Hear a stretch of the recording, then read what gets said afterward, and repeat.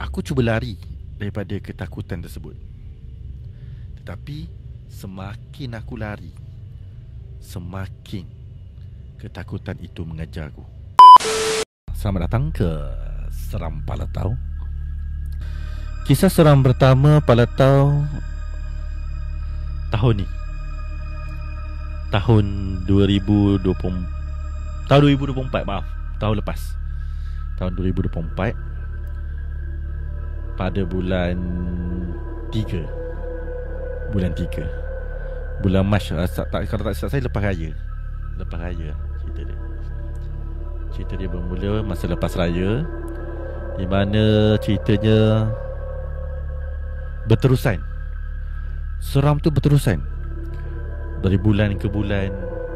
Dia sering menghantui tau. Aku tak tahu. Aduh, debar pula aku rasa.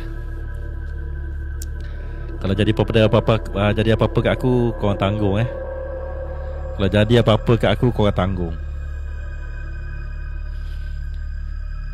Benda ni berterusan dari hari ke hari. Okay. Aku tak tahu kenapa bayangan tu sentiasa menghantui aku.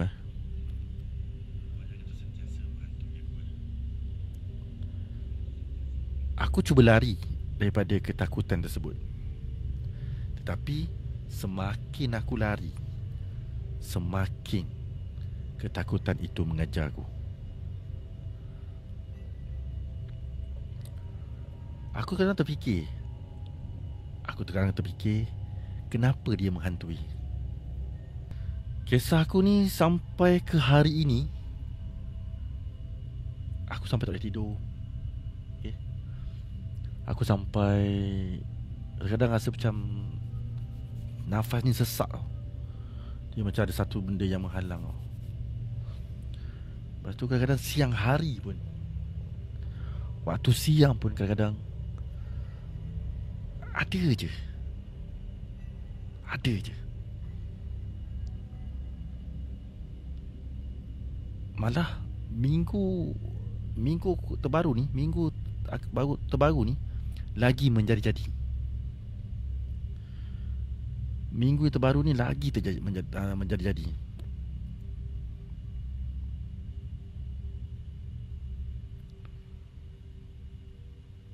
Aku tak tahu jenis apa. Makhluk ni jenis apa? Adakah dia betul-betul satu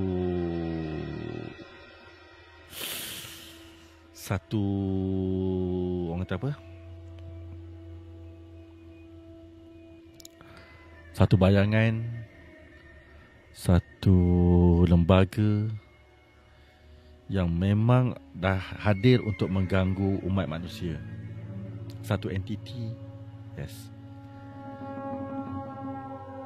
Aku tak tahu. Tapi yang pastinya, cerita aku ni dirasai oleh ramai orang, di mana orang-orang yang terananya 6 bulan tidak bergaji.